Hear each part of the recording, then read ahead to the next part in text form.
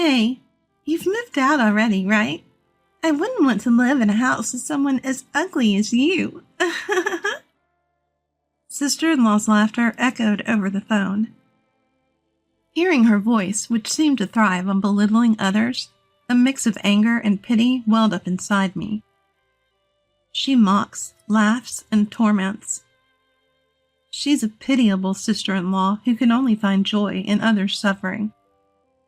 The old me would have let her walk all over me, but those days are over.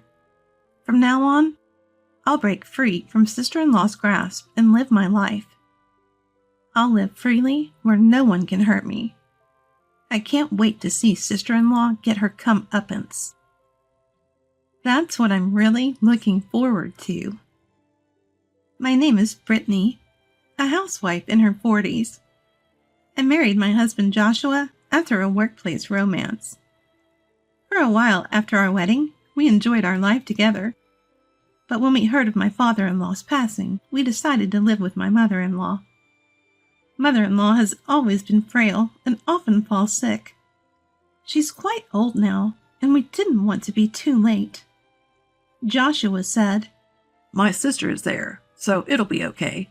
But even in her late 40s, sister-in-law is jobless, and I couldn't trust her to take care of her mother-in-law. So we moved into the family home, and I quit my job to care for mother-in-law. I remember sister-in-law barely greeting us when we arrived, and Joshua sighing in frustration. Mother-in-law apologized, saying, "I'm so sorry." But it wasn't mother-in-law's fault.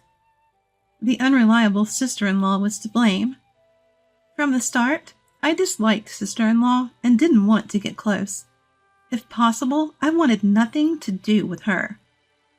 But sister-in-law started to involve herself with me. Her demands were always petty.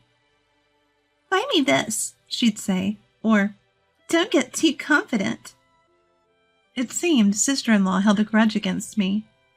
I wished she'd just ignore me, but she kept picking bites. "Brittany, I'm not in the mood for fish today. Make me a hamburger, a big one." Joshua was busy with work and couldn't help much with the chores, so I juggled mother-in-law's care and household tasks. One evening, as I served grilled fish for dinner, sister-in-law, who had made herself a regular at our table, complained. "If you don't like it, don't eat. But I'm too busy to make hamburgers. If you want one, make it yourself." "Why did you make it if I didn't ask? I said I want a hamburger. Make it now." "You're such a failure as a wife. Can't even fulfill a simple request? I wonder why Joshua married someone like you." Sister-in-law's loud protests continued, even as Joshua tried to calm her. "I never agreed to this marriage. I hate that my brother married such a terrible woman. Just leave." It hurt, hearing her constant insults. At first, I wanted to understand sister-in-law. I didn't blame her for being jobless. I thought maybe she had her reasons. But living with her made it clear she didn't. She just wanted to laze around. Joshua even gave her an allowance from his salary. I wanted him to stop, but he said he was worried about her. "Joshua recognizes my efforts. That's why he gives me money. But you, Brittany, are such a terrible wife. I can't feel any respect from you." Sister-in-law always used her status as Joshua's sister to complain. "Respect me. I'm his sister. Give me money. I'm his sister. Pamper me. I'm his sister." Just because you're a sister-in-law doesn't mean you're someone special. If you don't act respectably, you can't expect respect in return. That's why I never indulged sister-in-law's whims, and I plan to continue standing my ground, even if it upset her. One day after shopping, I returned home to find my Boston bag at the entrance. Inside, my personal items and clothes were packed. I knew immediately who did it. I called out to sister-in-law, and she emerged from her room, feigning innocence. "This was left outside. You did this, didn't you? Why?"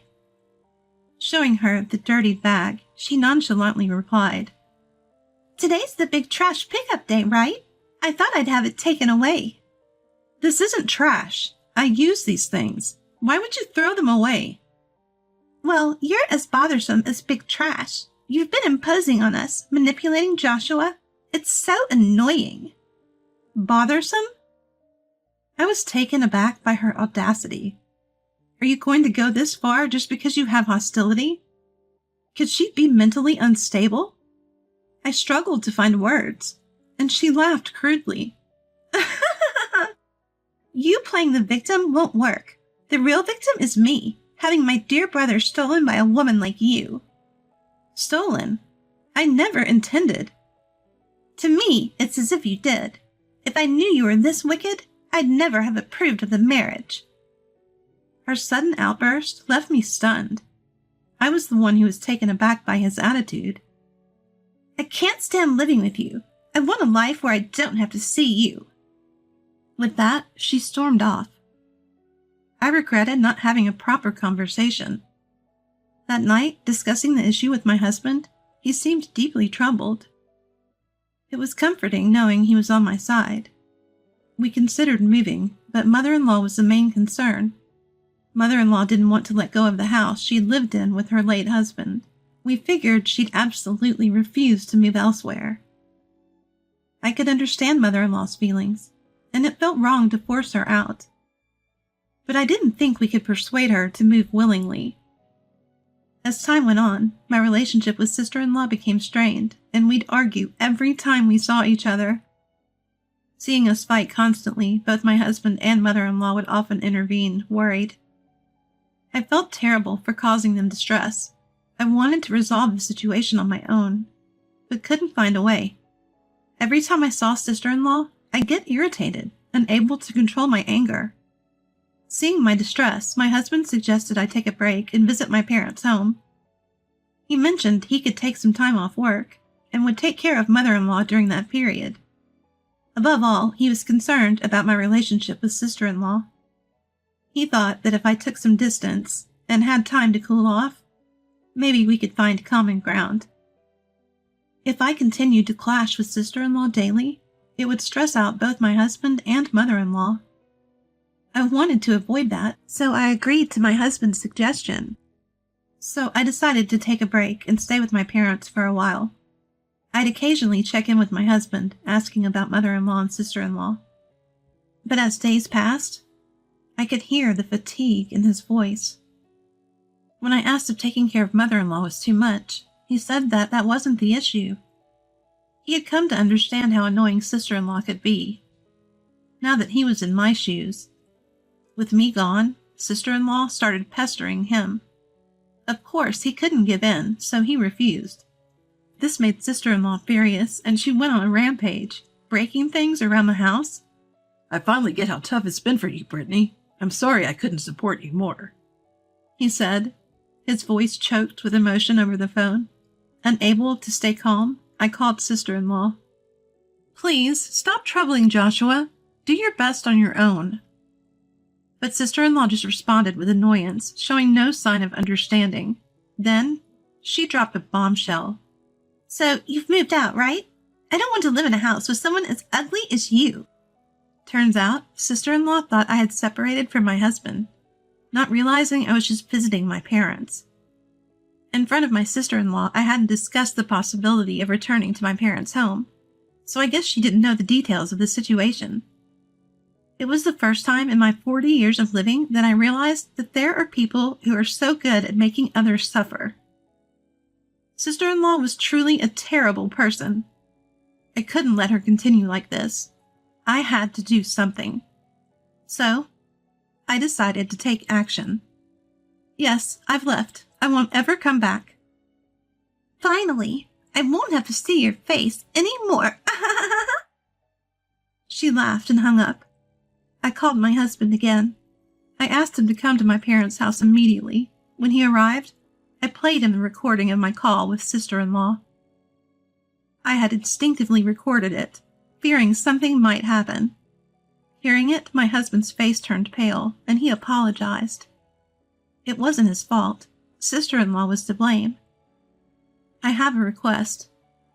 I proposed cutting ties with his family. I wanted him to sever all connections with mother-in-law and sister-in-law. Though concerned about mother-in-law, he agreed to discuss it with her. A few days later, my husband and mother-in-law visited my parents' home. Deeply apologizing to me and my family, I was informed of my husband and mother-in-law's decision. They deeply regretted not being able to stop my sister-in-law's excessive harassment towards me. They were even willing to cut ties with their own family to ensure my well-being. So, my husband severed ties with his family, and we began living with my parents. I wasn't sure how sister-in-law reacted to this, but after a while, I received a call from sister-in-law, who we were supposed to have no contact with. "Mom's in trouble. Come home now." "Mother-in-law, what happened?" "Just come home quickly." All she would say was that mother-in-law was in trouble and needed us. When I asked for details, she wouldn't give a clear answer. I found her behavior suspicious and decided to discuss it with my husband later. When my husband returned from work and I told him about the call, he immediately phoned mother-in-law. She was fine and seemed to be in good spirits. When asked if something had happened, she simply said she was doing surprisingly well. So what was the big issue?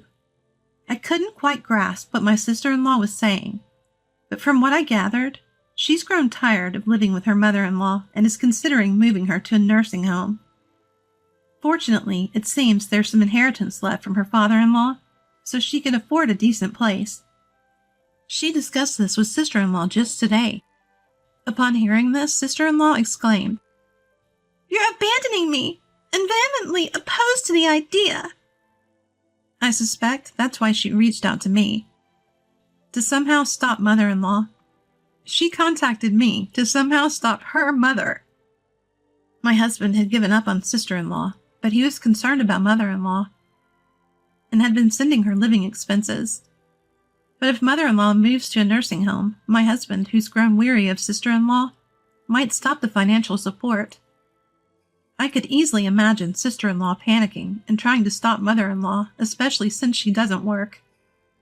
Without that support, she'd struggle to get by. We both sighed at sister-in-law's selfish actions. Despite sister-in-law's objections, mother-in-law moved into the nursing home recently. Just as things seemed to settle, our home intercom blared. With both my parents and husband out, I was the only one to respond. Through the intercom, I saw sister-in-law causing a scene outside. "Bring out my brother now, you thief! How dare you take both my brother and mother from me? You're terrible! Come out, I'll teach you a lesson. Apologize now!" Seeing her rage, fear overcame me. I knew if I went out, she'd harm me, so I stayed put. Sister-in-law kept shouting, kicking our plants, and banging on the door. I contacted my husband, who said he'd come home immediately, but his workplace was far. While I was pondering what to do, I heard a voice through the intercom. "Hey, what's going on here?" It was the police. They restrained sister-in-law and took her away. Relieved, I went outside and explained everything to the police. After this incident, my husband and I decided to move far away. Now, in a faraway land, the couple is working hand in hand. Apparently, after learning of sister-in-law's actions, mother-in-law decided to cut ties with her. She declared their relationship over and hasn't contacted sister-in-law since. My parents sought damages for the destroyed plants, which must have amounted to a significant sum. Mother-in-law regretted not cutting ties with sister-in-law sooner, and even sold her house, saying it was a necessary step. She apologized to me for not acting sooner, but I felt I owed her a thanks for her support. Thanks to my husband and my mother-in-law, who were my strong allies, I was able to leave my sister-in-law behind, so I thought I would be the one to thank her. I heard sister-in-law now lives in an old apartment and works part-time. It's her first job, and she's struggling to adjust. Sister-in-law was an extremely slow learner, so it would be difficult to educate her. Well, I wish her the best. My husband and I are thriving in our new environment. My husband even got a promotion and is more dedicated to his work. I support him by preparing delicious meals and keeping our home tidy. While I was with my sister-in-law, there were days when I was too stressed to do these things properly. But now I can enjoy supporting my husband without stress. While he often thanks me, I am more grateful to him for standing by me during the sister-in-law ordeal. I'm determined to continue supporting him as a devoted wife.